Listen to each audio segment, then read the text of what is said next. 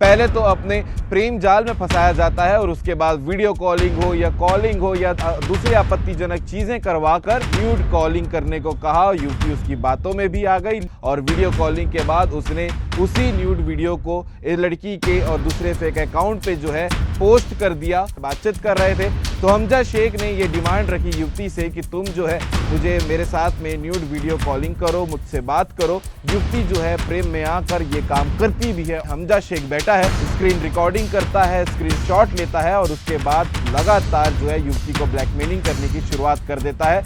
आरोपी के द्वारा प्रार्थी से पैसा मांग किया गया था, जिस पर नहीं देने के कारण आरोपी ने इसके जो अश्लील वीडियो है उसे इंस्टाग्राम पर अपलोड किया। डिमांड 50,000 रुपये के लिए रखा था कि अगर युवती पैसा नहीं देती है तो फिर जो वीडियो फोटो है वो इंस्टाग्राम पे सोशल मीडिया पे पोस्ट कर देगा। ये जो युवती है वो बालोद जिला की रहने वाली है जिसका 18 वर्ष चल रहा है। और नमस्कार, जय हिंद, जय भारत, जय छत्तीसगढ़। ऑनलाइन ये जमाना चल रहा है और इसी ऑनलाइन दुनिया में एक के बाद एक साइबर फ्रॉड, साइबर अपराध या फिर किसी को अपने झांसे में फंसाकर ब्लैकमेलिंग के मामले लगातार सामने आते हैं और इन मामलों में खास करके प्रेम जाल का उपयोग सबसे ज्यादा किया जाता है।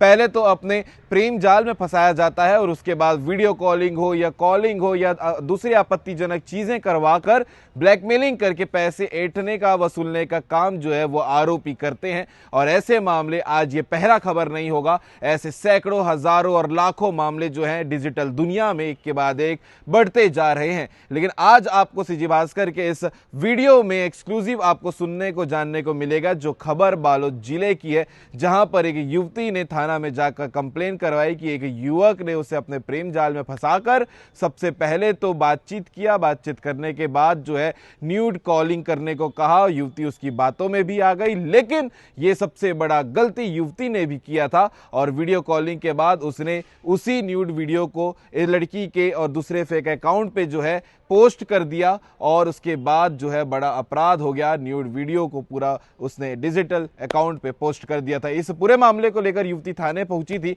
और उसके बाद कंप्लेन दर्ज कराई थी। आपको पूरा मामला बताते हैं क्या है। ये जो युवती है वो बालोद जिला की रहने वाली है जिसका 18 वर्ष चल रहा है और इसी के साथ ही इसकी मौसी की जो शादी है वो महाराष्ट्र पुणे में होती है, जहां पर महाराष्ट्र पुणे में होने के बाद जो उसके मौसी का देवर है उससे भी इसकी बातचीत होती है, पहचान होती है। और इसी पहचान बातचीत में आपको मालूम होगा कि ऐसे ही बातचीत करते करते कब कौन किसके प्रेम में, किसके माया जाल में फंस जाए ये कहा नहीं जा सकता। वैसी ये युवती भी जो है उस शख्स के माया जाल में, प्रेम जाल में फंस जाती है और उसके बाद उसके साथ कांटेक्ट उसका बनना शुरू हो जाता है।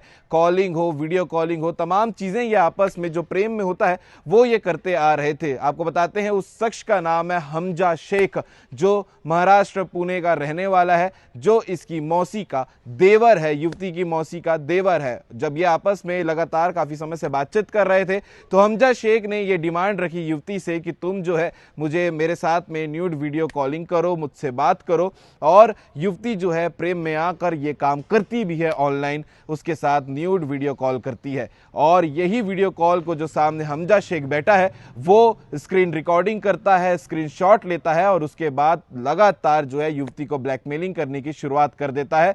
ब्लैकमेलिंग इस प्रकार से कि सबसे पहले डिमांड 50,000 रुपये के लिए रखा था कि अगर युवती पैसा नहीं देती है तो फिर जो वीडियो फोटो है वो इंस्टाग्राम पे, सोशल मीडिया पे पोस्ट कर देगा। पहले तो युवती ने डर कर कई बार फोन पे किया, कुछ बार जो है 990 रुपए की बात निकलकर सामने आ रही थी कि कैश जो है वो भिजवाया वहां तक के। लेकिन जब और पैसे वो नहीं दे पाई, जब उसने और पैसे देने से मना कर दिया कि युवती के पास और पैसे नहीं है, तो फिर हमजा शेख ने जो कहा था ब्लैकमेलिंग की बात, उसने ब्लैकमेलिंग करने के नाम से जो है वीडियो फोटो एक इंस्टाग्राम अकाउंट पर पोस्ट कर दिए और युवती को बदनाम करने का प्रयास भी किया।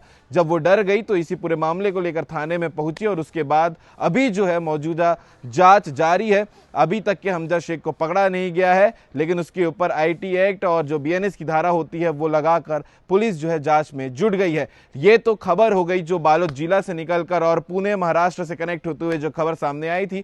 लेकिन इसी खबर के चलते आपको एक अवेयर करने वाली बात आज सीजी भास्कर में बताते हैं कि लगातार हम कवरेज के माध्यम से हो, चाहे कंट्रोल रूम में प्रेस कॉन्फ्रेंस के माध्यम माध्यम से हो। साइबर अवेयरनेस को लेकर हम बात कहते हैं कि जो लोग हैं वो आज के समय पे किसी भी प्रकार का फ़ायदा आपसे उठा सकते हैं, वो भी चंद पैसे कमाने के लिए। तो खास करके युवतियों से, महिलाओं से ये अनुरोध है कि कोई भी आपको इस प्रकार के आपत्तिजनक वीडियो कॉल करने के लिए बोले या फिर किसी प्रकार का आपको बहला फुसला कर दूसरा काम करने के लिए अगर कहा जाता है तो बिल्कुल इनकी बातों में मत आइएगा। हर चीज़ों के लिए अलग अलग सुविधा बनाई गई है, उस सुविधा का उपयोग कर सकते हैं, लेकिन किसी की बातों पर आकर डिजिटली कोई भी गलती मत करिएगा। बड़ा नुकसान हो सकता है जो इस युवती को झेलना पड़ा है, हो सकता है आपको भी झेलना पड़ जाए अगर इन बातों में अगर आप आ जाते हैं तो इसीलिए साइबर अवेयरनेस की वीडियो भी हम लगातार बनाते रहते हैं। बाकी इस पूरे मामले को लेकर जो बालोद जिला में इस युवती ने कंप्लेन किया है, इस पूरे विषय को लेकर बालोद की पुलिस अधिकारी क्या बता रही हैं वो भी आप वीडियो में आगे देखिएगा। बाकी ऐसे मामले जब निकलकर सामने आते हैं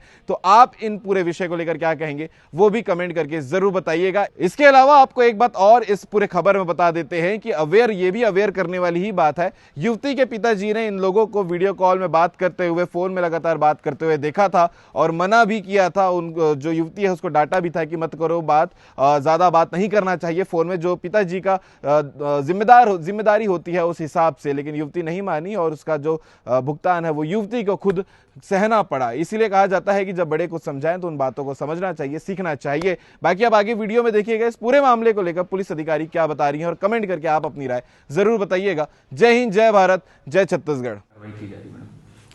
आरोपी के द्वारा प्रार्थिया से अश्लील वीडियो इंस्टाग्राम पर अपलोड कर पैसे मांगकर और धमकी दिया गया, जिस पर प्रार्थिया के द्वारा थाना कोतवाली में रिपोर्ट दर्ज कराया गया है।